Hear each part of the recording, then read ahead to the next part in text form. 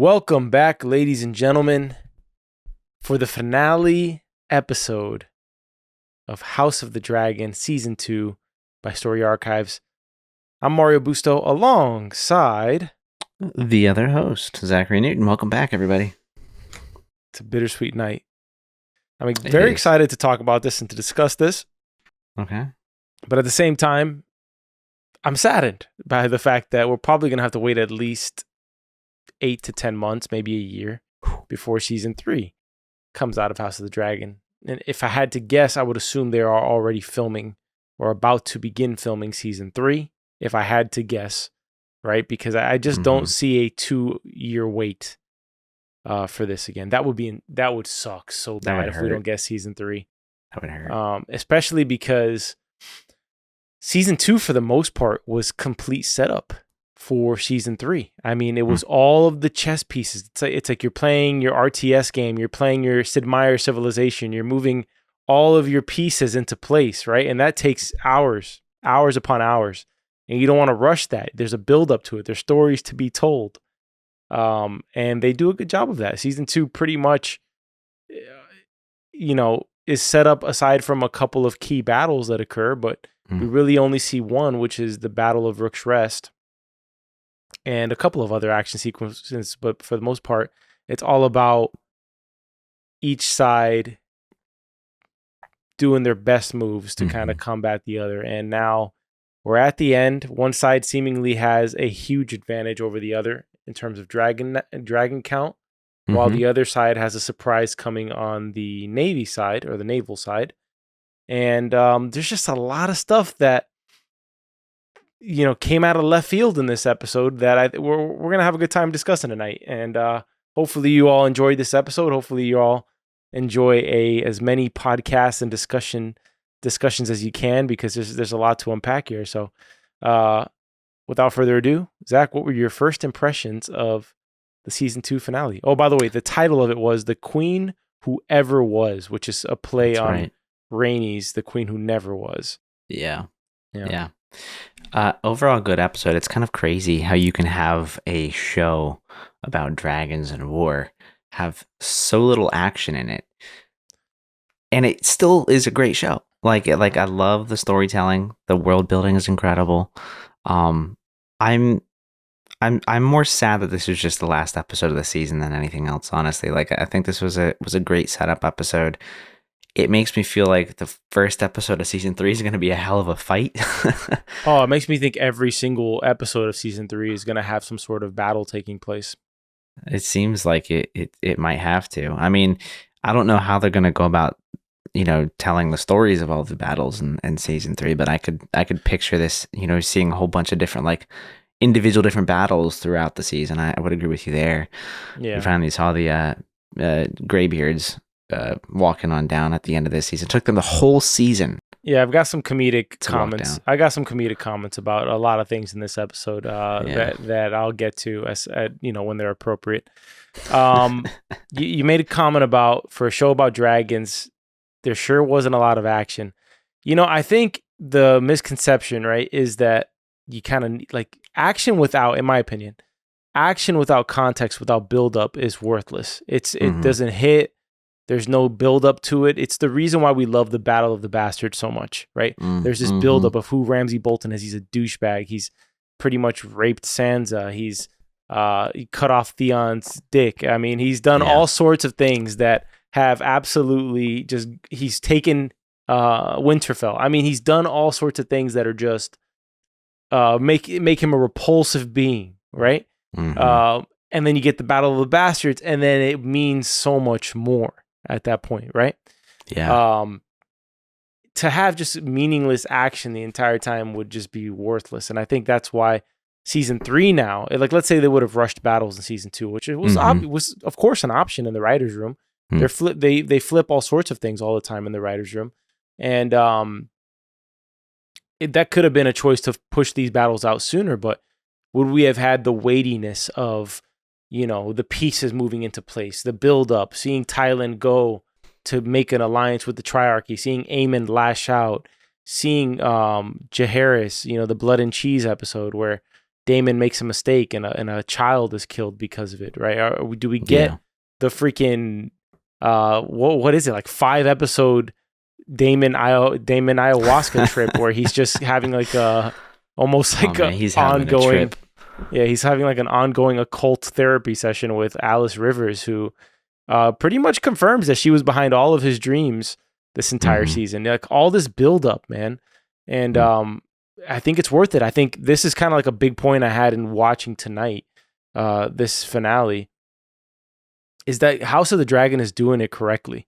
You know, they're not taking shortcuts to get to the end. They're not taking any sort of brief thing, and they have such little material to work off of. I mean, you know, this story, in other words, it's kind of like a Wikipedia page. It's kind of like bullet points, and it's not this detailed bit of the conversations going on here. They're filling in the blanks for us, right? Yeah. And there's a freedom in that, but at the same time, you know, I can't help but think about Daemon's prophecy in this episode at the Godswood. You know, he touches the tree, and it's this big build up to the Song of Ice and Fire again, with the winter is coming and the White Walkers and all this thing. And I just can't help but think that 50 years from now, maybe less, maybe even 10, 15 years from now, we're going to look back and House of the Dragon, like this series, when it's done, is going to be considered like pure canon for the Game of Thrones universe. And we're going to look back at the Game of Thrones, the way they ended, doing pretty much the opposite of what House of the Dragon is doing right now, not taking their time to you know, land the plane. And to see this build up, right? Because it's this constant existential threat that they're hyping up and hyping up and hyping up with Aegon's dream and now Daemon's newfound purpose in life, right? To prepare for this, seeing that there's something bigger than him. And it all amounts to just a shit show of the way that culminates in Game of Thrones with pretty much winter is coming. It was like one day of winter, it felt like. You know, it was an overnight battle. It was a subverted issue where like the prince who was promised didn't even really play a role, right? You know, what was that prophecy about for 7 seasons? I mean, all this stuff that builds up and it's just for nothing. And I just can't help but think that it's inevitably going to be remade, a whole new cast of characters. It'll be like a 10-season show, and it'll all be remade and done properly. But House of the Dragon will not need to be remade as quickly because it's doing these sorts of things. If they keep up the way that they've been going about it, I don't see this being a show that needs to be remade. But you know, just getting the sense of the Song of Ice and Fire, and you know, seeing the White Walkers again in Daemon's dream really kind of bums me out. It bums you out. How can it not? My cousin called me after this episode, and he made the same comment. I didn't bring it up first, but I had already written it as a note, which is like, damn, all this talk about the White Walkers and winter is coming, and it, like, that was barely a part of the end of Game of Thrones. And you know, this is the story. Like this, like the whole Song of Ice and Fire thing is like it's like the backbone of this entire universe. Is what it feels like. That's the reason why it kind of felt like a letdown. Again, still a great show. Love it. I will watch it again. Yeah. Look, it's all about there's so much of Game of Thrones is done well. It's just all about talking. Dude, it's like hyping up this war, this threat that they have no idea how they're gonna, you know, face it. And then it's taken out so quickly. Like, it just makes all of the stakes feel cheap in this season because of it. Like, hey, don't worry, dude. They're gonna take care of this like in about a day. You know, they're gonna be seemingly losing, and then, you know, there'll be a little girl with a dagger, and she'll end it like in one fell swoop, and it'll be a hive mind situation, pal. So it's not that big of a deal.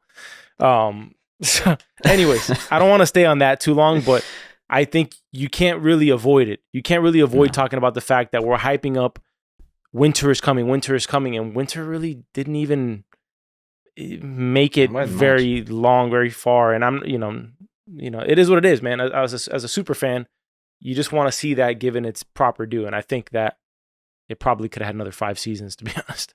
But anyways, but that's like beating it. I don't know about 5 seasons, but at least another 2, I would say. Yeah, well, how about like at least 3 more seasons, like 10 episodes each type of thing, or 8 episodes each? I'd have loved it.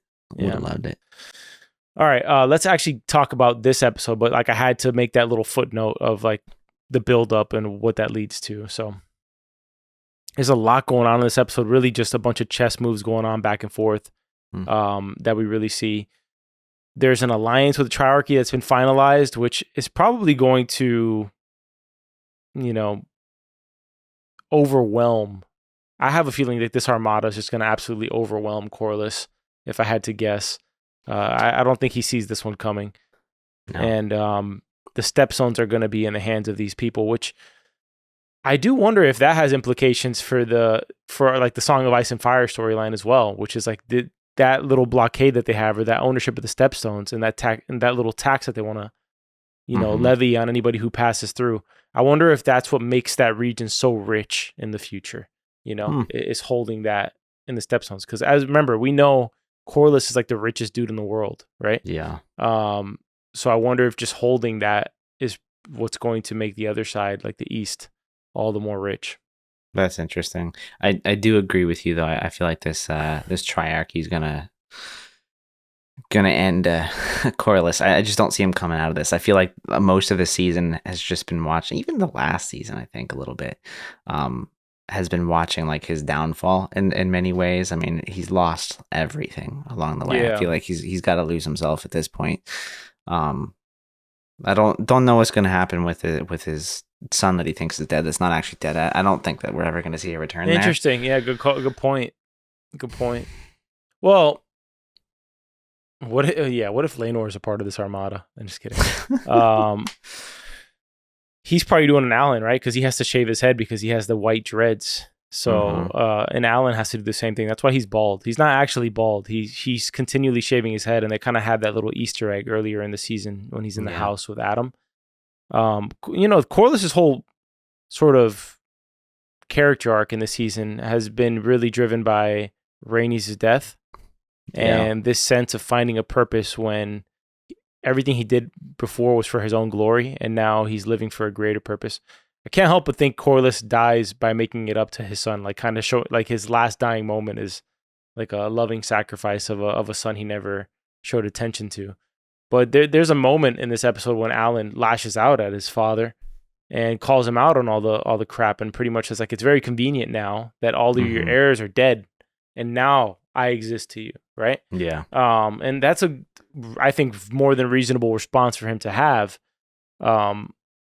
And honestly, I think while most people would think that's like a disrespectful thing to say to Corlys, I think it's the kind of thing that would make Corlys respect him and see him even more as the proper choice as the future Lord of Driftmark. I think so too. I also think it's something that Corlys probably needed to hear. So I liked feeling that. I liked hearing that dialogue. You can't help but feel bad for the both of them at the same time, as you're watching this unfold. Just again, because Corlys has just lost everything, and you've got his son who he's never paid attention to. Like, that's got to suck. So yeah, it would be nice to kind of get some little bit of a reward or something like that, seeing Corlys save Alan and kind of return the favor in many ways.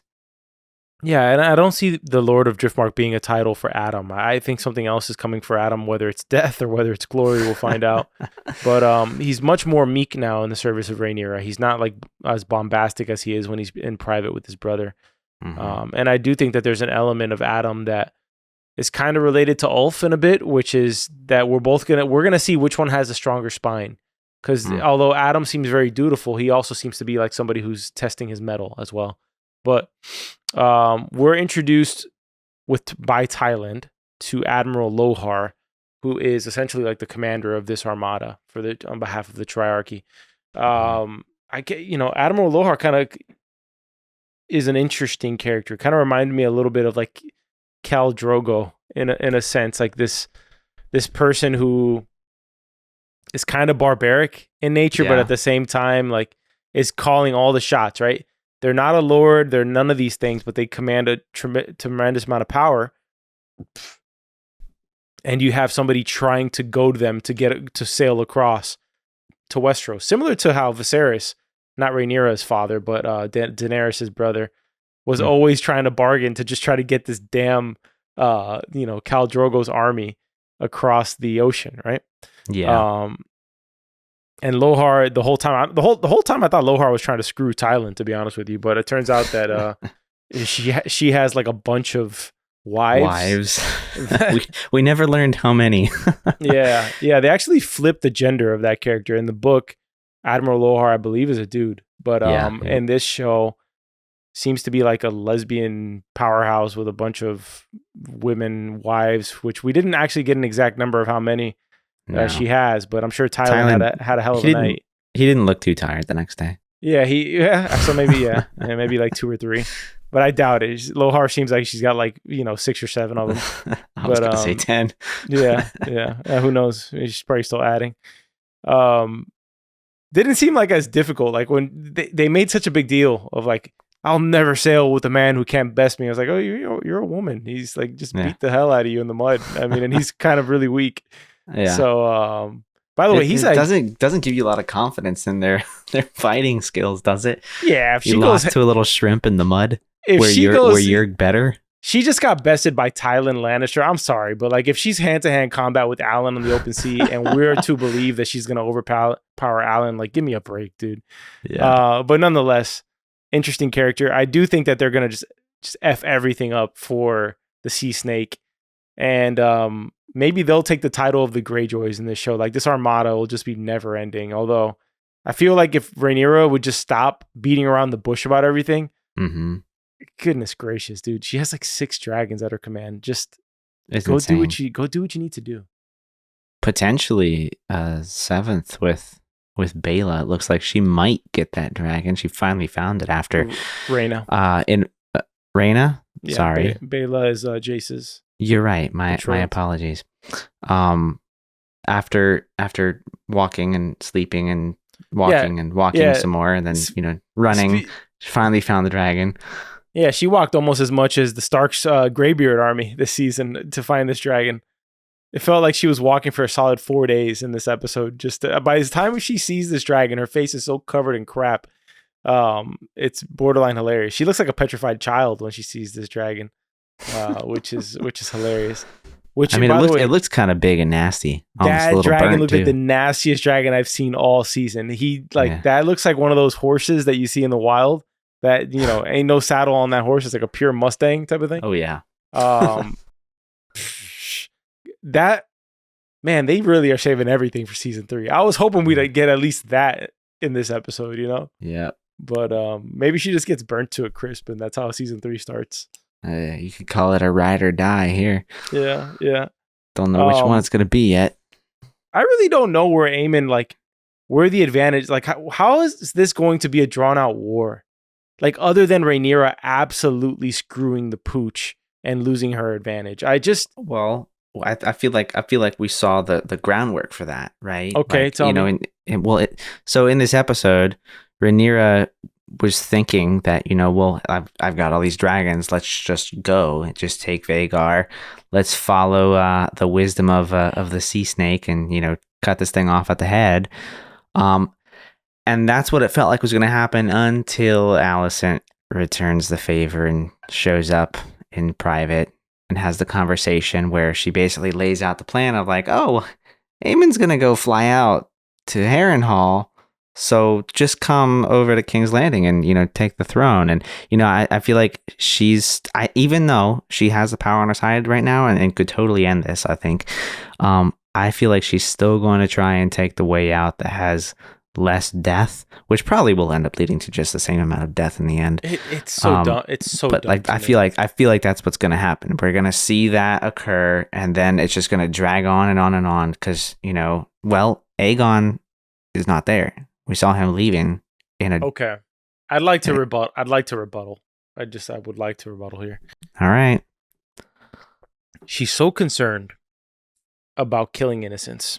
And I get it. That's an honorable concern to have if you're a ruler who has 7 dragons at your disposal.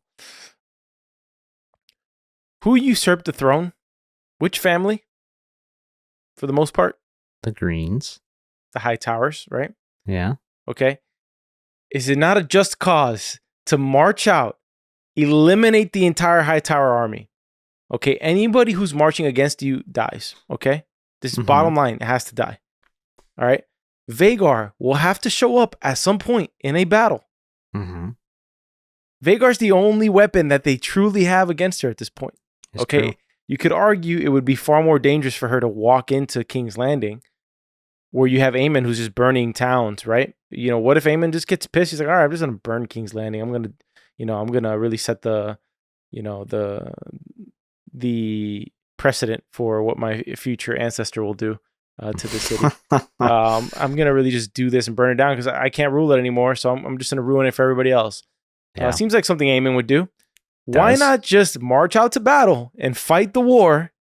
You know, fight the war, kill Vhagar, and call it a day.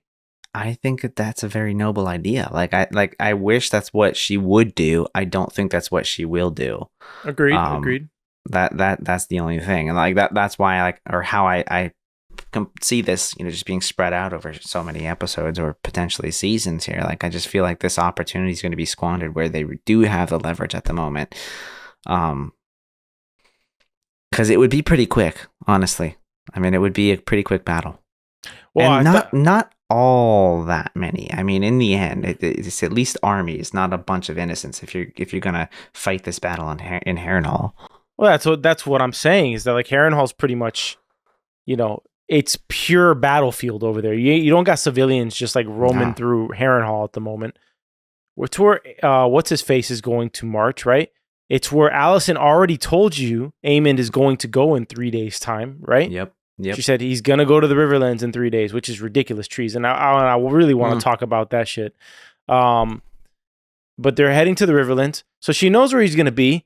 She can just plan everything. Hey, guys, we're going to all be in the Riverlands in 3 days. Okay, we're all going to be there because we got intel from the enemy. Hey, and by the way, honestly, she did the right thing letting Alicent go back because I was thinking of holding her hostage, to be honest with you. That thought crossed my mind too. Well, you can't take her hostage because then if she's going to do what I'm saying she should do, then everybody knows that Alicent went over to her and that all the intel is screwed, right? So then Aemond doesn't do what he was going to do. But nonetheless, what she should do is go to the Riverlands. Forget going to King's Landing. Forget that crap. You have to have at least one battle at the end of the day because even she said it. Even if I take the throne, I got to chop off your son's head, right? Yeah. So you got to fight somebody. You have to make a point to somebody. And therefore, you have to go to this battle, kill Aemond, and be done with it. It is a war. Some people are going to inevitably die. The question is how is she going to botch this advantage? Because she's almost certainly going to botch this advantage if this show has another 2 seasons or 3 seasons to go. So who's going to turn on her? Because somebody's got to turn on her for this advantage to be botched. Either that or as we've seen multiple times in this show where the dragon does not listen to the writer, they just start turning and eating each other. But I gave you a lot to respond to there. I'll just... Oh, you did, yeah. I'll lean back in my chair and listen. Ulf seems pretty incompetent. Incompetent, sorry. It might not be that someone turns on her. It just might be that these new writers are very unprofessional and green. She's got some pretty young individuals and pretty inexperienced individuals on dragons. So that might be enough to see a pretty big dent in your dragon army. But no, I'm with you. I wish that she would go off and fight a battle like that. I completely agree with Daemon and a lot of her advisors, especially right now. You have the advantage. You're no longer sitting back trying to, just survive at this point. Go get it. Literally, you could end this. You could, if they wanted to pull an end of the Game of Thrones, they could have ended it in this episode. Yeah. But that didn't happen. Yeah. Goodness gracious. Let's talk about Larys and Aegon's way out. Oh, actually, no. We'll get to that in a second. Okay. Let's talk about Aemond. Aemond last episode ends with him terrified seeing that there's 2 new dragons on the table here, considering Vermithor, who is the second largest dragon of all of them after Vhagar. So that's a pretty decent matchup for Vhagar as it is alone. Aemond... What they say is that he lashes out. They say that he burnt Sharp Point because it's House Massey. And so he wanted to essentially burn it because he was scared, right? And he was just lashing out. It was a strategic move, though, because the people who run Sharp Point are on Rhaenyra's council. So technically, it was a castle that was usurping against their power, right? Yeah. Here's my note about Aemond. Say what you want about the morality of some of his choices. Aemond is single-handedly doing the spider. You ever remember Spider-Man when he's trying to stop that train from coming off the rail? Yeah. And his damn mask is off, and his suit is ripped up, and he's got a web on one side of a building, and his biceps are about to rip off, right? And then all the people carry the corpse, like they put the mask over Spider-Man's face, and they cover his face again, and they carry him out of the train. Remember that? Yeah, I remember it. That's what Aemon's trying to do for this damn family. But he's so busy having to work against everybody. Everybody in that damn castle is working against Aemond. And if they would just fall in line, things would go a lot smoother. Like, what has he done that is so controversial, aside from trying to kill his brother? Okay? His brother kind of had it coming. Okay? All right? Now, he kind of forced the hand a little bit. He could have let Meleys and Aegon fight a little more and had a little bit of a more indirect relationship with his death. But he did what he did, okay? Yeah. And it seems to me that he genuinely is trying to save the throne for his family, okay? He is genuinely a pure-blooded Targaryen for the most part, right? Yeah. Well, I guess Alicent's not is not a Targaryen. Well, true. But he is a pure Targaryen. He's not inbred. He's a pure Targaryen prince, though. Okay. While Jace, not a pure Targaryen prince. He's a bastard. Okay. He is, say what you want. He is doing what he thinks is the best for his family. But you got Alicent conspiring against him. You got Helaena with her damn prophecies, which we got to talk a lot about Helaena in this episode because I don't know. I don't know what was up with that. Alicent's having her midlife crisis where she's screwing the head of the Kingsguard. Okay. Everybody's corrupt in here. You got Larys, who's fleeing with the king. You got everybody working against this guy where, yes, his method is sometimes questionable, but why would he trust Larys? Why wouldn't he want his grandfather as the hand of the king? Think about it. And we'll talk about Otto as well, too. Yeah. But, what's your take on Aemond? Am I crazy for saying that Aemond is like, they're making him out to be batshit crazy. And I don't think that he's done anything that is legitimately batshit crazy, aside from the trying to kill his brother thing, Well, aside from that, no, I mean, it's a fair point. I don't think he's a good guy, like a great human being. Like he's got a pretty dark side, pretty bad anger problem, and doesn't make the best decisions. He makes fairly decent strategic decisions most of the time, but yeah, it does really feel like he's almost like he's fighting a battle all on his own. Like he's a one-man army at this point. Yeah. He has Sir Criston Cole to throw around and some of the military, which we haven't seen too much of, like their military strength outside of the Lannisters. Well, I guess we have then. Yeah, that is a big army. But yeah, it does kind of feel like he's just one-man battle, like a one-man army. Like even in his approach with Helaena in this episode, right? Because I don't know whose idea it was to give Helaena a dragon that's near the size of, not maybe near the size of Vhagar, but a very large dragon, okay? An old dragon. It's an old dragon that was hatched during the time of Aegon the Conqueror. That's how old. I don't know if you want to look up how many years that is, but that might bring you some spoilers. I don't think it's that crazy for him to want his sister to ride the dragon that she has, right? Because he's up against like 7 dragons. He knows that he needs dragons to win this war, right? His first approach was not good, but he doesn't lash out. He doesn't hit anybody for it. He does grab her aggressively, but he does go back to her later in the episode and tries to smooth things over and tries a different approach, right? He tries to let her know, hey, as dragon riders, we have a higher calling. Like we can't just be, all these peace-loving people. We got to do what we got to do. And she, at that point, which we will discuss, is looking out over the balcony and essentially takes the time to drop a very dark prophecy for Aemond, which essentially says, no matter what you do, Aemond, you're going to die. She says, the God's eye swallows you up or something like that.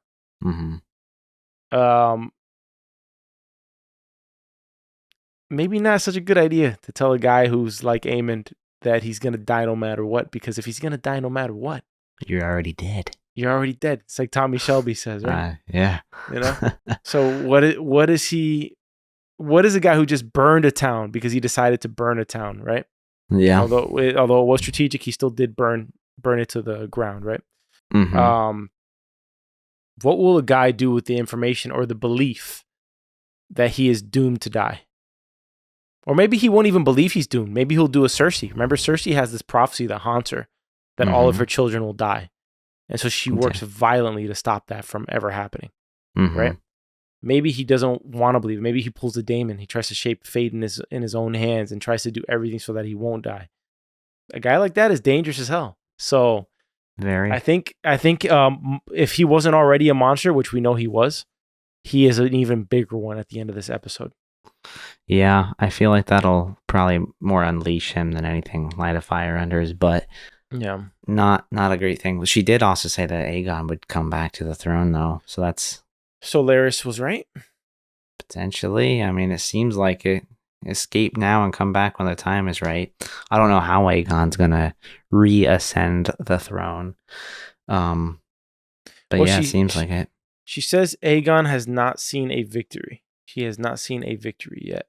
In other words, that his whole life has been like just defeat after defeat after defeat.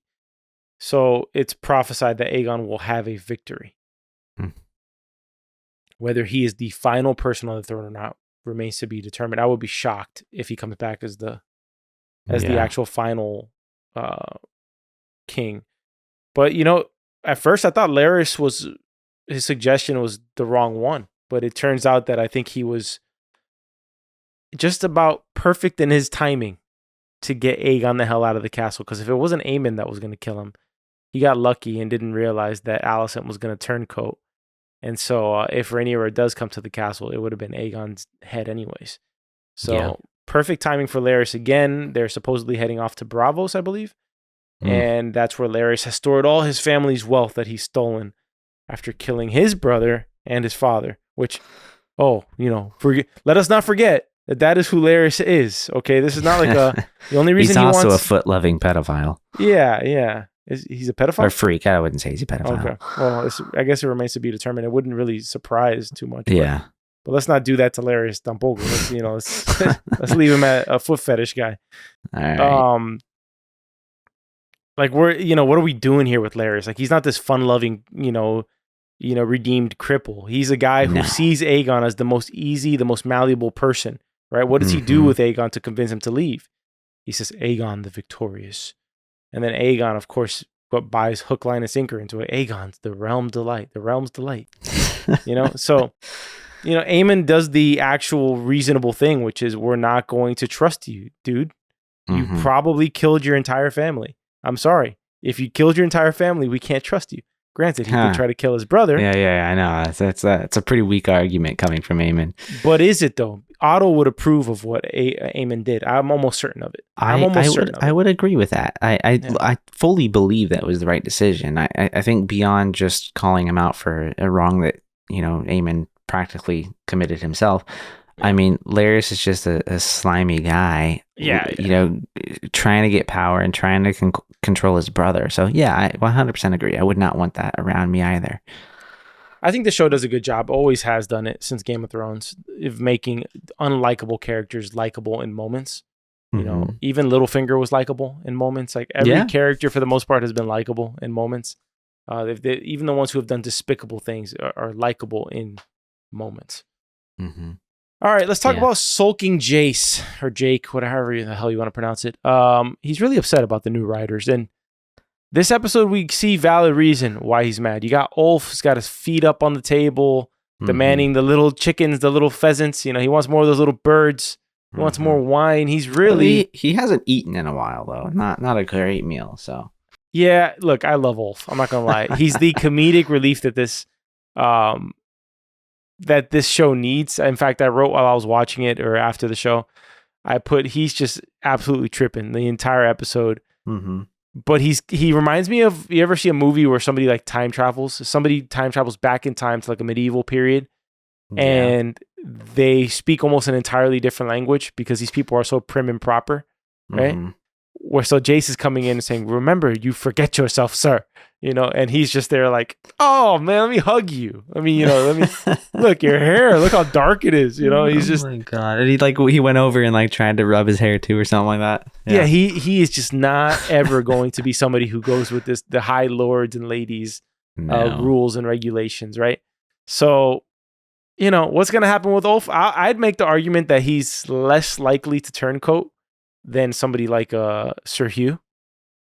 I don't think he was going to switch sides, man. Oh, buddy. He was the only one he was the main one at that table that they emphasized on camera who had an issue with the killing of innocents. Well, I mean, that's a noble thing, but I mean, it is. Shit, look at what Aemond just did. Like, I don't think he's going to switch sides. Look, both sides have their own problems. They're both planning or actually killing innocents, and it's Aemond and the Greens that have caused his daughter to die. Did they though, or was it Rhaenyra with the blockade that made them starve to death? Rhaenyra's the one that brought them food because the king was gorging himself on food, and was not. She brought it kind of late though. Okay, all right, but like Alicent said in this episode, it's their crown that the people rely on to break the blockade, and they completely failed to do that. And it's not like they could not have done that, dude. Fly Vhagar out over and just burn the boats. That never made sense to me. If we ever see that blockade, so yeah, it's their fault. If we ever see that blockade and they don't have 500 scorpions on those ships, that'll be the most glaring plot hole of all time. Considering that at one point they had both Aegon and Vhagar's dragon, and Vhagar, right? You're standing up for Sir Hugh. That's admirable of you. Thank you. I agree with you in large part. But we're discussing how does Rhaenyra botch her advantage. Yeah. And we don't know how these characters are going to react in some of these situations. And there was a moment in this episode when Rhaenyra gets not a false message, but bad intel from Sir Simon Strong, which is that he fears treachery between Sir Alfred and Daemon against Rhaenyra, right? Mm-hmm. I thought that was going to be a battle that was going to occur. I thought Rhaenyra was going to go in there hellfire and start, torching the place, which is why it confused me when she said, "Adam, come with me." I really wondered why she decided to bring Adam with her. She continues to not want to risk Jace's life. But that was a moment where if Rhaenyra reacts a different way, she pretty much shoots herself in the foot. So how else will she maybe shoot herself in the foot in the future? And will Hugh, come across a situation where he is commanded to burn an army and he feels like, I can't do that? Does he turn? I'm not saying necessarily that he turns and starts fighting against Rhaenyra, but maybe they just dip with their dragons and just run leave. away. Yeah, I mean, and I think that was part of the point I was trying to make earlier is it might not be that they turn coat and go to fight for the other side. It might just be that their inexperience is their downfall. So either they die or, to your point, that they run away, right? Like that is a possibility. Just because they have a dragon doesn't mean they're going to stick around. And I don't think any of them has really seen Vhagar yet, right? So no, Ulf was super confident in this episode, and I'm like, dude, I think I think he's gonna dip the moment he sees Vhagar. Like, shit. The moment he sees battle, I see Ulf just dipping for some reason. He is cowardice. I mean, he's been pretty cowardice in every moment we've seen him. Yeah. It is funny though. I mean, Adam and Hugh are definitely taking their responsibility seriously. They're doing all the training. While Ulf is like, I got a dragon. Like, yeah, you better knight me. Yeah, you want me to be at the table respecting you? Like, yeah, make me a knight then. When she says, and by the way, I make a comment about this later in my notes. Rhaenyra at the dinner table with all these dragon riders, she thinks that offering them a knighthood is going to be a good enough price for these guys. Oh, yeah. Right. Oh, man, she's got something coming to her. I promise you. They're going to get to these battles, and it's going to be one of these things where, like, you're midway through a job and you realize you should have asked for way more money. Oh, yeah. And there's just going to be that resentment building between her dragon riders and these people because they're like, knights? Bro, you better give us a castle after this crap. Better be careful we don't come for your castle after this, Yep. Yeah. I mean, it is a pretty low ball offer. I would want a lot of money. They should have Night. Get the hell out of here. By the way, speaking of knights, did you see the teaser for Knight of the Seven Kingdoms in the intro to this episode? No, I didn't. Yeah, another prequel show. It's going to launch next year for Game of Thrones. So maybe we don't get House of the Dragon season 3 next year. We might get a Knight of the Seven Kingdoms, and they might use that to hold us off for season 3. If I had to guess. I don't know. I'm going to have to look that up. We got our first look at Egg and Duncan. Egg and Duncan.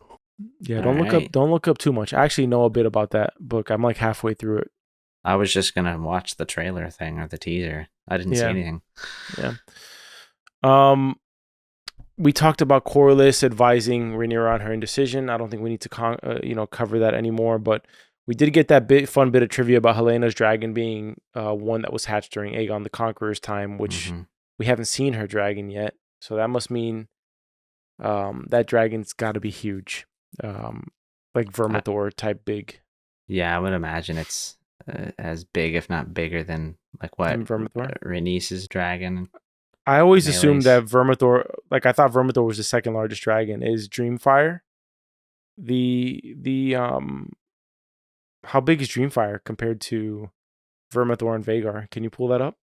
I can try to pull that up. Might take a minute. Yeah, but anyways, while you do that, Corlys is pretty much advising her. Listen, you got to strike soon. Like you got like 6 dragons plus, an unknown player in Harrenhal right now. You have to strike soon, and I think all of this indecision is just gonna bite Rhaenyra in the butt. Literally, she literally gave enough time with her indecision to allow Tywin to return with an entire armada. Yeah, that's very true. Yeah. Well, we have Vhagar. Dreamfire is actually a little smaller than Silverwing. Silverwing is being ridden by Ulf. Correct? Silverwing is being ridden by... Yes, Ulf. That is correct. Yeah.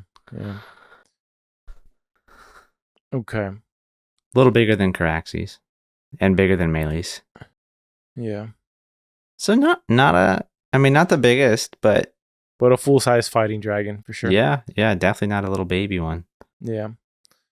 Okay, a few things happen. One of them is kind of our last view of Criston Cole and Sir Gawain. For this episode, we do get Sir Gawain confronting Cole for having an affair with his sister, essentially, or hooking up with his sister. Yeah. And to be honest, we get probably Criston Cole's most likable scene of the season, where we see the inside of what he's thinking, which is this is somebody he's actually in love with Alicent. This is somebody who saved his life twice and who he considers kind of like a guiding beacon for him to follow. And when Gawain hears this, he's kind of like, hey, what am I going to do? I'm going to kill this guy? Like, he actually loves my sister. It's just, something that he can't, help. And we do get the hint of kind of like this very bleak worldview that Cole has, right? He believes all men are corrupt and that almost nobody holds their honor, that honor's a mist, that's, strengthens in the morning or something like that, or wanes in the morning. Yeah. But he seems to have lost any sense of hope that he can regain any honor here, right? But he is ashamed, but his love of Alicent is too strong. Like he will forgo caring about his shame in order to continue that. Yeah. I feel like he's also just going to be one of those characters that doesn't die, like in the show. Like no matter what happens. It sure feels like it, doesn't it? It really does. I am glad that I finally am kind of starting to like him a little bit more. This scene really helped with that a little bit. It did. It kind of helped humanize him a little bit from his rash decisions in the past. All of the decisions that made us hate him. So yeah, it was nice to see. I don't think Sir Gawain is going to live though. I've been waiting for him to just die randomly like this entire season that I've seen him. I really do like his character though. I thought he was going to die immediately too, but his character is really grown on me. Yeah. I would hate to see him die, but I am with you. I do think it's very likely that he does. But he seems to be a pretty steady guy. He does. But yeah, we get this introspection from Cole really because he believes they're marching to their death right now, to go fight a dragon alone, pretty much, right? which they're not going to be alone. You know, Aemond's not going to leave him hanging, but. Well, do they know that? Like, no. Does he know that? I feel like they don't know that Vhagar is going to end up coming. Of course not, but Aemond knows, and that's what matters. I'm like the only human who sees some sort of silver lining with Aemond. You're making me question our friendship here. Like, Oh, listen, man. I just think that, Otto usurped the king's wishes. Okay. Aemond is the only guy operating. Like, he's the only one who seems to have gotten the memo from Otto of what needs to be done in order to retain this throne. He seems to be the only one willing to do it. He had a brother who was both incapable and unwilling to listen to counsel. Okay. And so he had to go to extreme measures. He didn't even want to do it, but he just saw an opportunity. He's all like, all right, my idiot brother's going to come in here and try to, take glory. He's drunk, by the way, on his dragon. Okay. That's probably why his dick exploded. Yeah. And then you have Aemond, who is passionate, has a temper and has no self-control. And what does he do? He tries to freaking finish the job for Rhaenys. Yeah. I don't feel like Aemond really asked for all of this power to happen. I don't believe Aemond and Aegon in any way were plotting to usurp the throne. I feel like that was kind of forced upon them. So Aemond feels like he's just making the best out of it that he can, in some ways. So I don't hate the guy. I love his character. It's a very interesting character. It's like Daemon. Like, show would you be like him, but the you're show also would be just boring without Aemond. 100%. Don't send people to go kill women and children for no reason. Aemond did but we're that? still gonna like him. No, Daemon did. Oh, Daemon did that. Yeah. Daemon's done far Yeah, but Daemon's older. We had this conversation last episode. But that's what I'm trying to say is that we watched this Daemon scene where he bends the knee to the Rhaenyra, and we're like, "Oh, Daemon, good guy, Welcome Daemon. back to the light side. Back. Oh, look, Daemon's gonna get a vision from the gods. Like, oh, Daemon. Like, everyone loves Daemon. Daemon bashed his wife's head in with a rock. Okay. Yeah, he's killed one wife. Okay. Yep. I mean, he's married to his niece. I like. Can we just end it there? Let's keep going with Daemon. He's pretty much questioned treason multiple times. Like, almost at all times, he's questioning treason. All right, he's done worse. He killed a child, pretty much. I mean, like a baby, like a literal baby. Okay, he's commanded for women and children to be killed, pretty much by the Blackwoods. I mean, what has Aemon done? He's pretty much just tried to off a useless king. Burned a village. Yeah. But he didn't burn a village for fun. I understand that. Well, maybe he did. Maybe it was a little But he still fun. burnt a bunch of innocents. Like, that's a little different. Here's the thing, though. Aemon definitely has a disregard for, he does not care about killing innocents if the innocents are against him, right? Yeah. But yeah, he's very much a wartime leader. He's thinking there will definitely be death no matter what. The odds are stacked against him, so he needs to, kind of strike hardest, right? Yeah. And his bullied childhood is rearing its head, right? All right. I'm saving all the good stuff in Harrenhal, for this moment here. All right. Okay. Because we just talked about the Godswood. By the way, little fun fact trivia: the actual weirwood tree in the Godswood in Harrenhal, there's faces on all of them. I don't know if you've noticed that. I have, yeah. This particular one's face is of the likeness of the actual author of the series. The whole world is George R.R. Martin. So I learned that from a video I was watching. Okay, Sir Alfred the Turncoat visits Daemon. Okay. Not that surprising that he's trying to take an opportunity to say, hey, man, if you want to go for the king, if you want to go for the throne, you got my backing. Which is interesting because when they walk out to the Godswood, which Daemon takes him there, which is interesting in and of itself because he seems that he's taken to the customs of these people. He sees some sort of spiritual significance of doing things in front of this tree, almost like a vow between man and the gods in a way. Yeah. And when he goes out there, you hear a whisper in the woods that says traitor. Okay. Now, I at first thought it was referring to Daemon because of what he just did before this tree, which was go against his word and chop off the head of Sir Willem Blackwell. But immediately it's that the Godswood is helping Daemon in deciphering somebody's true motives, which is Sir Alfred. And I do wonder how much more he's going to betray in the future if the Godswood is this like all-knowing prophetic thing, right? Mm-hmm. How much more traitorous could Sir Alfred become? I don't think we know enough about him, his family's power, or anything like that, but I thought it was maybe just for this moment that we were getting that bit. Yeah, I didn't pick up on that. My TV's audio was a little low because my baby was asleep, but that's interesting. You don't watch shows with subtitles?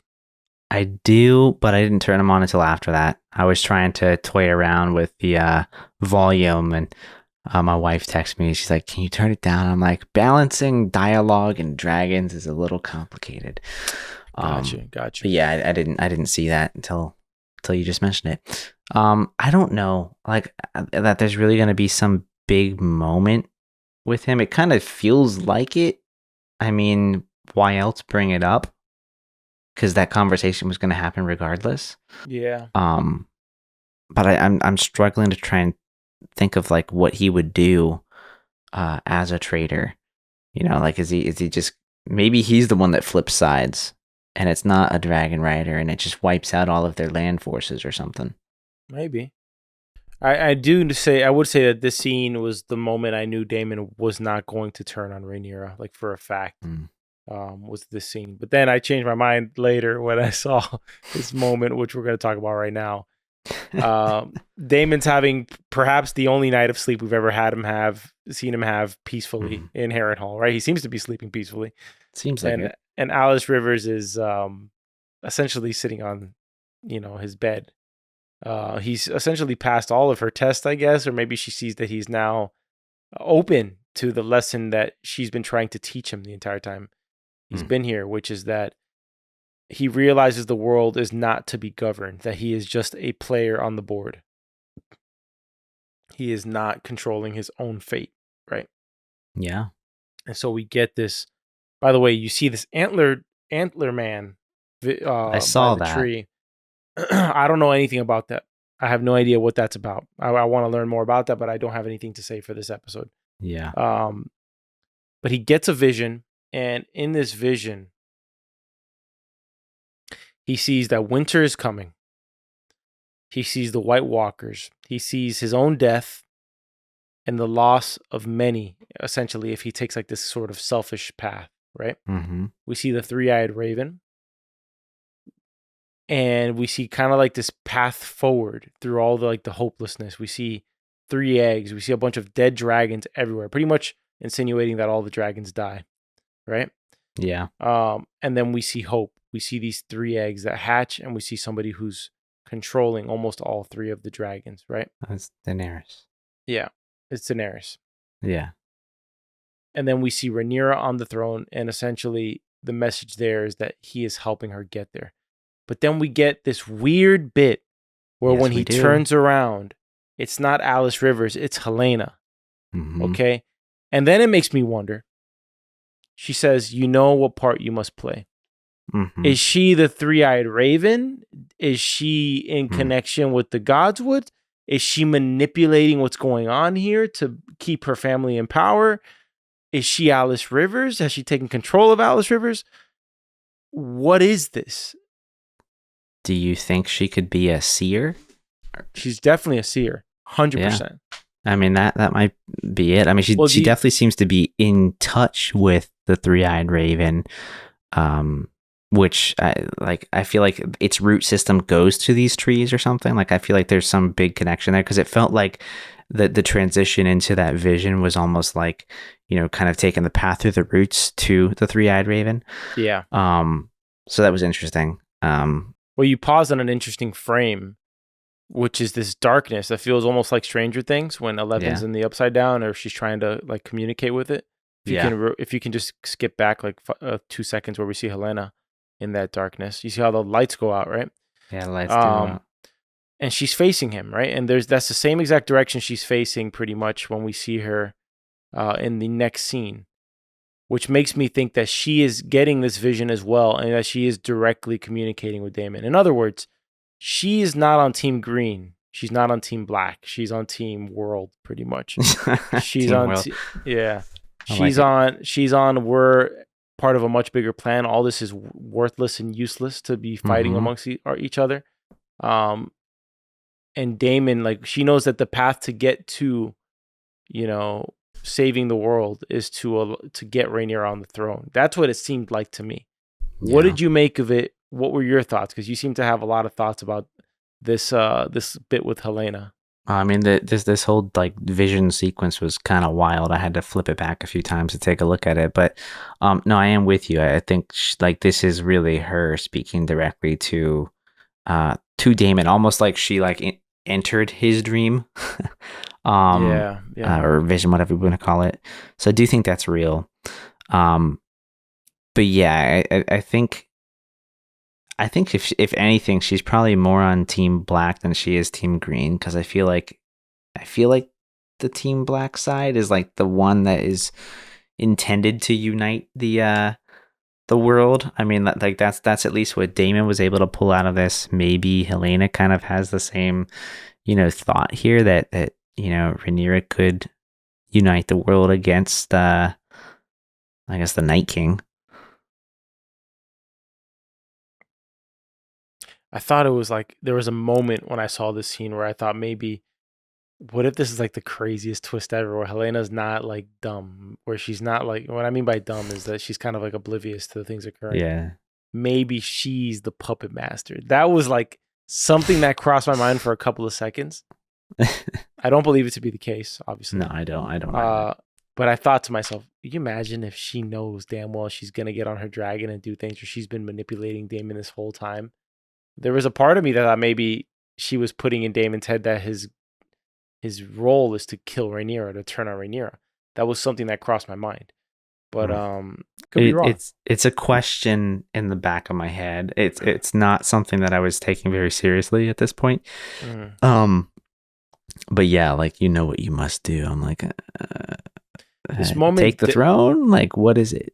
Yeah, this moment definitely transforms Daemon from somebody who never believed in anything spiritual or anything outside of the realm of man.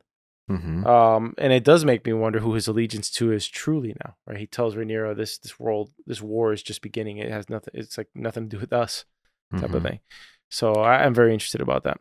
I do feel like his allegiance is to Rhaenyra. I agree. I don't want to get too into it, but I mean, even in High Valyrian, he basically confessed to Rhaenyra that he tried to get away from her, and I think one could assume claim the throne for himself in this scenario, but he can't, no matter what he does or how hard he tries, he cannot get away from Rhaenyra. And I think that gives him the peace and his purpose that he needed. Yeah. Someone like Daemon needed, because he has these high ambitions, right? He needed to know that his purpose was exactly like what he needed for himself. That this was planned, that he has a role in the big war, but it has to be this, right? And I think that vision with Viserys really helped too in the last episode, where he saw the what the crown does to somebody. Yeah.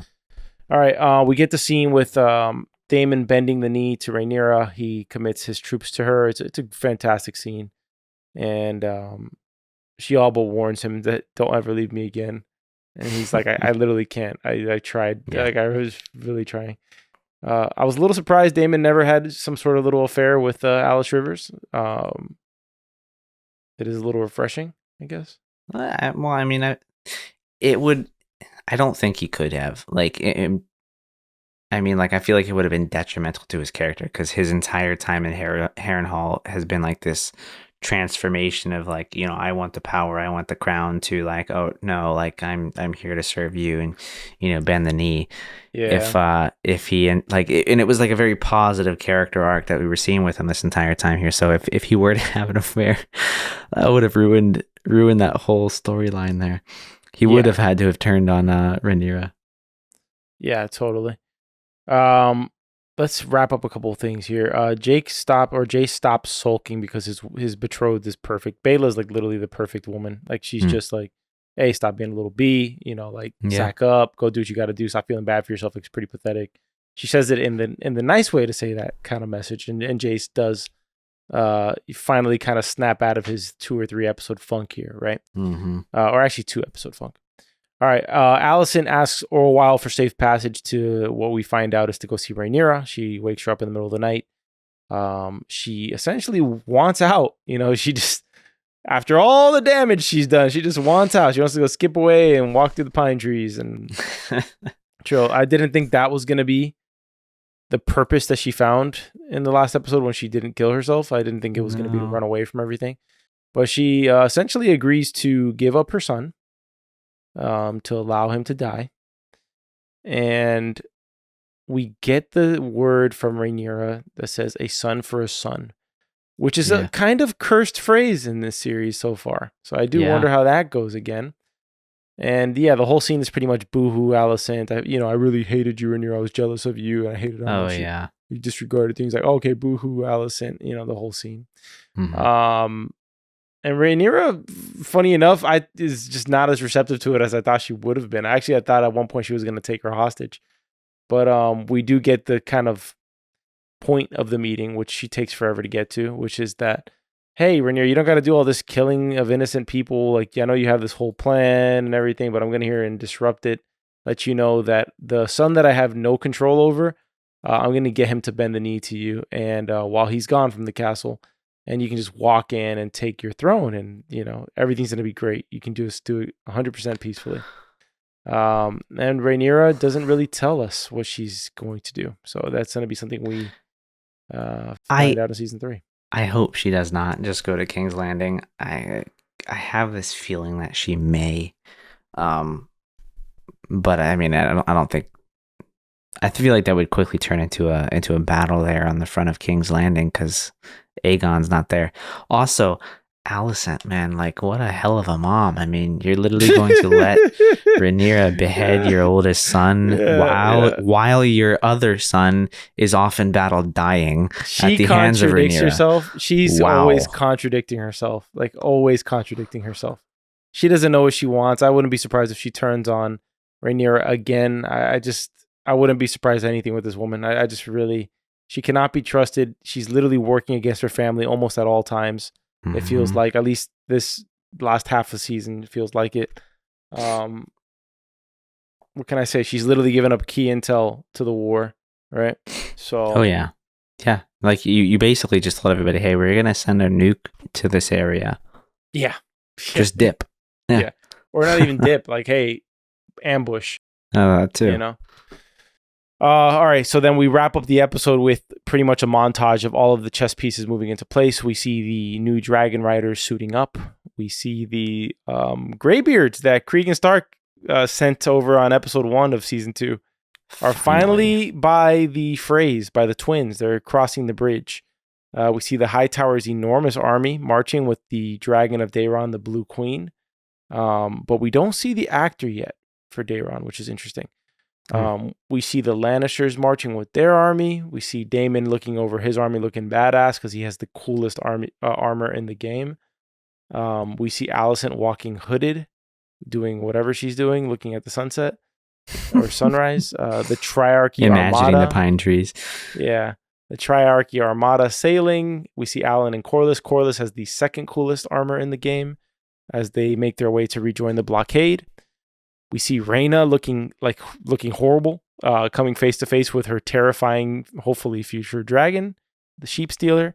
Mm-hmm. We see Otto in a prison cell, which I would like to talk about this. We see Larys and Aegon fleeing, and then we see Rhaenyra looking out, making up her mind on her next moves. But before we end the episode, what the hell happened to Otto? I'd put my money on something to do with Larys here. Really? Maybe. I mean, so we know they got into a little tuffle with the Lionel Beeberries, whatever the name of that family's called. That was mentioned in you'd have to pay attention to the dialogue in the previous episode to catch that. Okay. But essentially the Hightowers got into a little war. It's the reason why we know that Daeron was on his dragon, right? Remember in that last episode they mentioned that? That wasn't for no reason. That was because they were actually fighting something. Now I thought they were victorious in that battle, but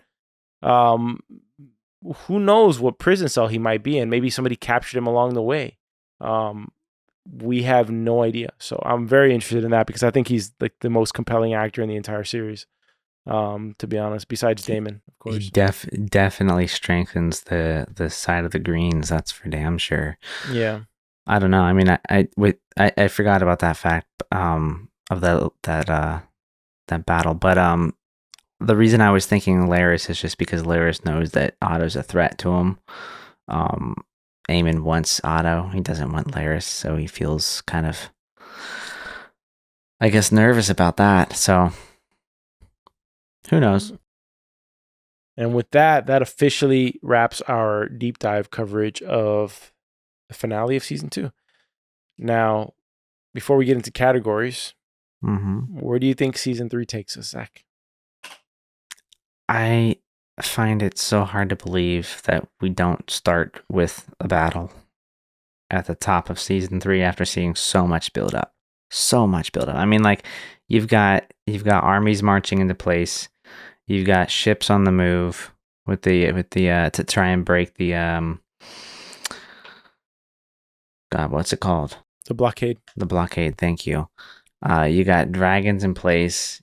You know that Vhagar is supposed to be flying out in 3 days, so you know there's going to be a battle in Harrenhal in 3 days. So like, I feel like we're going to open with a really big battle sequence in the first episode there. Were you going to say something? No, waiting for you to keep talking. Oh, okay. I thought you were taking a breath to say something. No. Outside of that, I would love to see a bunch of like skirmishes or something throughout season 3. See a little more action here now that we have all of these pieces in place. I feel like we might be seeing a similar storyline with Aegon and Larys, kind of like with what we saw from Daenerys in Game of Thrones. Interesting. Where he's gonna like kind of go off and like kind of build up his own little army to come back. No way. I don't know. Think? I'm not to that extent. Maybe. I don't think, but it kind of like, I mean, he's first off, he is nobody. It's him, his ugly ass face, and Larys. So he doesn't look like the king. So I mean, maybe he goes in hiding, but I kind of feel like they were gonna go out and start to raise a crowd of people that'll stand behind him and potentially fight for him. So I feel like there's some similarities there. Sir Criston Cole, I mean, I already talked about him. I think he'll end up living and surviving the battle here. Who else do we got moving around? Corlys, yeah. I feel like we're gonna see the demise of Corlys. Like I feel like that whole family line's probably gonna go away. It feels inevitable, right? I think it's just safe to say in general. Yeah. Season 3 is, I mean, I think is gonna just be all out war for just 8 episodes or however many episodes it is. Yeah. Wouldn't be surprised if it's like a 6-episode season because of the amount of battles. But we'll see. All right. Let's get into some categories. Let's do it. Well, how about favorite character of the episode? Who do you think? Damon. Of course. Yeah. It's hard to pick anybody else. Again, it's like Tommy Shelby. It's almost always Damon. It's almost always Damon. We didn't get that much of Aemond in this episode, you know? This show, the other title is not House of the Dragon. It's Everybody Loves Daemon. Instead of Everybody Loves Raymond, Everybody Loves Daemon. WWDD, what would Daemon do?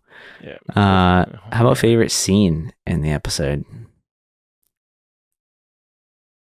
Daemon bending the knee to Rhaenyra. Oh, and the Godswood. No, probably the Godswood vision. It's cool. Except for the fact that we saw Winter arrive. Yeah. And we know what that ends up being, and it sucks. It was like a little, it was a very cool vision that just winter, at the same time happened to pour salt in a wound. Yeah. It was like every turn they take to try to introduce the Song of Ice and Fire. And I know there's got to be some secret executives. Like, I am almost certain there's secret executives in the room saying, listen, we can't say we're going to refilm and reshoot all this shit all over again. We have complete plans to reshoot and do this shit all over again. And there's got to be somebody in the back room saying, we just got to give it enough time. Similar to how they are literally making all of the Harry Potter books TV into a TV series. Mm-hmm. The movies aren't that old to do that. No, but they're like what, 5-10 years old now? Yeah, but let me tell you, the TV show, if they stay true to the books and they don't start doing a bunch of freaking controversial nonsense or agenda pushing bull crap, like all these shows do these days, if they actually stick to the books, the TV series will be a million times better than the movies. I'm excited. I love the movies. Like Oh, me too. And I've not read the books. I'll admit it. Yet, look, but I do like the movies. The canon. I'm of the camp that the canon should be honored. This is not like, you're choosing somebody's going to play Hamlet and you want to play a different version of Hamlet, or you've been chosen to play the Joker, and you're putting a new twist on the Joker. When I heard, and he died, Michael Gambon died, who played Dumbledore. Yeah, I believe he died. Yeah, he did. When I heard him say that he never read the books, he didn't want it to affect his performance of Dumbledore, that just always bothered me. And you see it like in Game of Thrones, not Game of Thrones, I mean, the Goblet of Fire, the fourth one. And I've made this joke multiple times in the show. When he approaches Harry, when his name comes out of the goblet, and it's a meme. Like, it is a meme for all the book readers of Harry Potter out there. Yeah. When he runs across the room and picks up Harry by his shoulders and goes, "Harry, did you put your name in the goblet, Harry?" When he does that, and then you read the page, what it says on the page of that moment in the book, where Dumbledore calmly asks Harry, it's like, I hate that crap, bro. Like this, it's a masterpiece. You're not here to be like, oh man, I really love his interpretation of Dumbledore. No, be Dumbledore. Be Dumbledore from the book. Also, like how is it even an interpretation of Dumbledore when you didn't even like understand who the character was you were trying to portray? It's just the actor's thing of method. Every once in a while you'll have that, and for some scenarios, it does make sense. For example, if somebody was selected as Joker 10 years from now, it would probably suit them best to not watch Heath Ledger's performance of the Joker. Oh, yeah. To not watch Joaquin Phoenix's, performance of the Joker. To do their own thing, right? Because they don't want to be influenced and make a copycat version. But in this scenario where you're reenacting a character from a book, a beloved character, you don't have the right. It's like Harry saying, I think Harry was really scared and he actually didn't want to be the one to face Voldemort. And so Ron stepped up and he was the guy who took the final. Like, give me a break. I guess it's not what happens. Like, it's just, you don't get to do that. So, and by the way, I think that's literally what Game of Thrones. I was literally going to say, like, they just felt exactly like what happens at the end of Game of Thrones. That's literally what they do and what they've done. I mean, there's multiple instances. For example, they're combining Lohar's character to be like two people in this. It's supposedly like two people. Interesting. They flipped the gender of that character, so it's not the same as the book. Like, I'm not even a book reader, but that's something that would piss me off if they for example, they're almost bound to do this with the Harry Potter TV series. What if they make Dumbledore a chick? Like they just decide we're gonna make Dumbledore a woman. Like that's something that would bother a book reader. 100%. Oh yeah.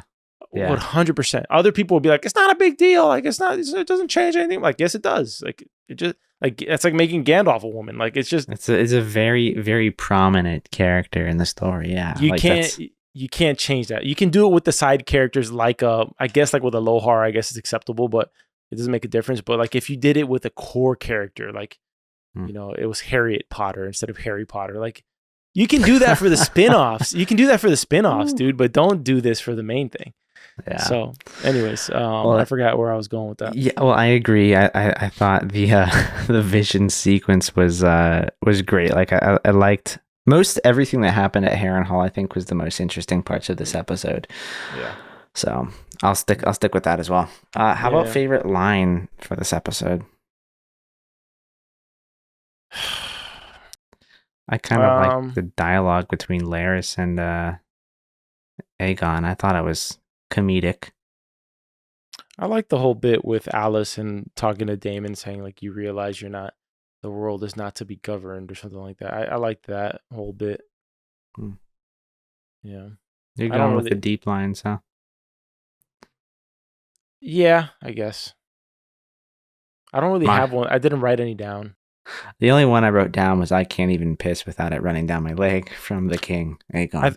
I think it was the best writing of the season in this episode, to be honest with you. for almost, what was it, hour and 15-minute runtime here? Yeah, like I love the scene between Corlys and Alan and the back and forth between like a forgotten son. That was a really good part. I forgot about that. Yeah, that was a fantastic scene. Yeah. That would definitely be in my top 3. That's for sure. I loved Aegon in bed, like almost feeling sorry for himself. You know, that was a great scene too. You know, he's kind of like a renewed sense of purpose. The Alicent scene with Rhaenyra was terrific. The whole episode was great. You know, if you're okay with it, the whole season being set up like I am, then the season was great. I wish Daemon wasn't tripping for 4 episodes, but it was completely necessary. Yeah. So, but that's cool. By the way, I love the shot of the Lannisters' army in the open land of Westeros because although the show does a good job of world building, we don't really get these wide, like, vistas on the cinematography. So, for example, what I mean by that is you see them and you see in the distance Harrenhal. Like, I thought that was a really cool detail, where you would see that in something like Star Wars, or you'd see that in something like a Harry Potter, like you'd see Hogwarts from very far out. And you see, in Lord of the Rings, you see these landmarks, Minas Tirith, like you see these things from far away. I would like, to see more of that in the future where you can recognize where you are in Westeros by the landmarks that are around. Like, I would like that. Because if you really think about it, they did a pretty decent job of it this season, but like before it, how many places are really visually on screen besides, the Red Keep and King's Landing, Winterfell? I guess the Vale would be one. But there's a lot of places that they could do a better job of setting up so that this world feels more lived in altogether, Yeah, no, I agree with that.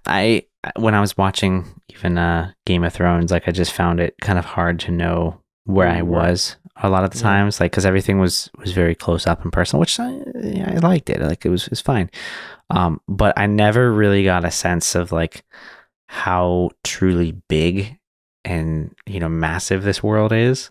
Yeah. Like just looking at it on a map, like the one HBO has up, it's so interesting to be like, oh, that's where that is. Like I did not even think that's where half the cities were. Yeah. So I love kind of having that handy. Well, before we get into categories, any other interesting things that you noticed? Oh, we already went into categories. Is there anything left in categories? Well, categories, bets. Our bets. We got the bets coming up. Oh, that's right. We did bets. We did some bets, yeah. No, I have no other comments.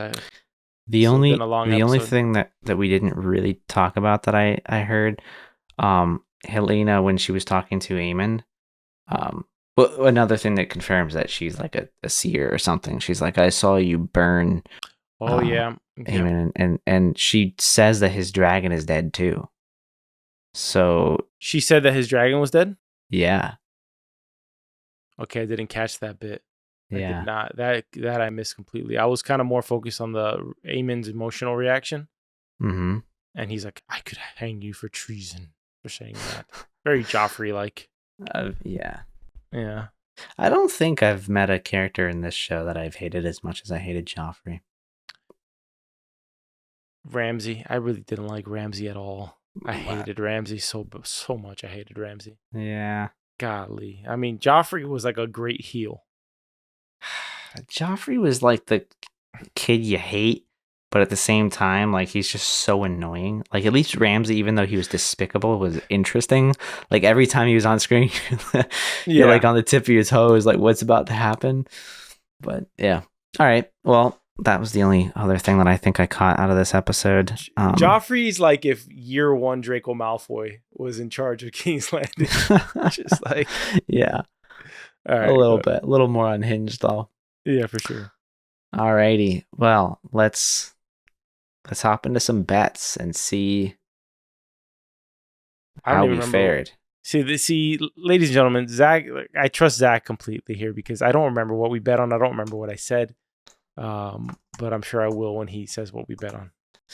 All right, I'm gonna do my best to walk through this. I'm reading the first one, and we didn't fare too well in this one. So this was end of season 2 bets that we threw out there, and it was honestly like it was mostly a dead or alive situation here. Okay. Oh God. Yeah. So we said Aegon yes, he'd be dead. We both said that. Damn, so we're both wrong on that. He should have been. He should have been dead, and he could have been dead. Yeah. But Aemond screwed up. Aemond, again, was another one that we both agreed on. We said that he would be not dead. So we both got that one. So okay. So we'll take that score. We're 1-1. 1 for 1. Sir Kristen Cole. Oof. Zach said dead. Mario said alive. All right, I got one. All right, cool. I'm not on a losing streak, so hopefully this one works out. Yeah, you are kind of on a losing streak. You gotta win this one back. Let's see. Yeah. Alicent. We both said she would still be alive. She is still alive. So it's 2-3. Yeah. Otto. Mario says he dies. Zach says he's alive. So he did disappear, but he is alive. So now we're tied at 3-3. Okay. Daemon. Yes, we both said he'd be alive. So 4-4. Yeah. Rhaenyra. Alive. Both alive. Yep. 5-5. Jace and Joffrey. We said they would both be dead, so we lost that. Yikes. Okay, so we're still at 5-5. Yeah. And the only other one that I have here is, so yeah, I think you might take this one here. So Zachary says Daemon is a threat to Rhaenyra's claim, and Mario thinks Daemon will still be loyal to Rhaenyra. So you do pull that in at the very end. That's the last one. So it's 1, 2, 3, 4, 5 for you, and 1, 2, 3, 4 for me. Let's go. Mario, the realm's delight. You got it. I will make this nice recommendation that I just purchased. It's McConnell's. It's an Irish whiskey. It's actually pretty tasty. Are you saying that for me or for? Oh yeah, I'm saying let's make it as a recommendation for when you go to the store to buy for you. All right. No, you won. What are you talking about? Oh, true. Yeah, but I owe you for a couple of series. I gotta send some credits your way. So it is pretty tasty. I will say. All right. Well, I'm sad that I'm not going to be doing this next weekend, but I'm excited for season 3. I hope it comes sooner rather than later. Yeah. Hey, thanks for joining us, y'all. We hope you enjoyed our House of the Dragon series as much as we did. I am also sad, but yeah, stay tuned. We got more episodes coming your way. We may take about a week break while we figure out what episodes to do from here. But stay tuned. We got more shows coming. We have Silo season 2 coming at the end of the year. Oh yeah. And we've got some other stuff that we are planning out, more kind of one-off episodes that might guide us till we find a show worthy of the Story Archives treatment. So until next time, you know where to find us. You can email us at contact@soapbox.house. And Zach, I'll leave the rest of the outro to you. Don't forget to mention the Spotify comments section, please. Alrighty. Well, thank you for listening to this episode. You can find it almost anywhere you find podcasts, Apple and Spotify podcasts primarily. As Mario mentioned, you can now comment on Spotify podcasts. So please do that. Tell us what you thought about the episode, what you liked, maybe what you didn't like, and other shows that you might be on the lookout for. You can also find us on YouTube at Soapbox Podcast Network. Email us at contact@soapbox.house. Visit our website at soapbox.house, and there is a link in the description below to sign up for our quarterly newsletter. But it's not so quarterly, but yeah, it's barely quartered at all. If you have show recommendations, make sure to send them to us. Right now, I usually have a show like in my back pocket, but I got nothing right now. So I might do a Presumed Innocent wrap-up episode, and that's all I've got in terms of series coverage at the moment. Okay, then. Well, let me know. I got to try and catch up on that this week. Maybe I will with the impending hurricane. Do it. All right. Well, until next season, have a good one.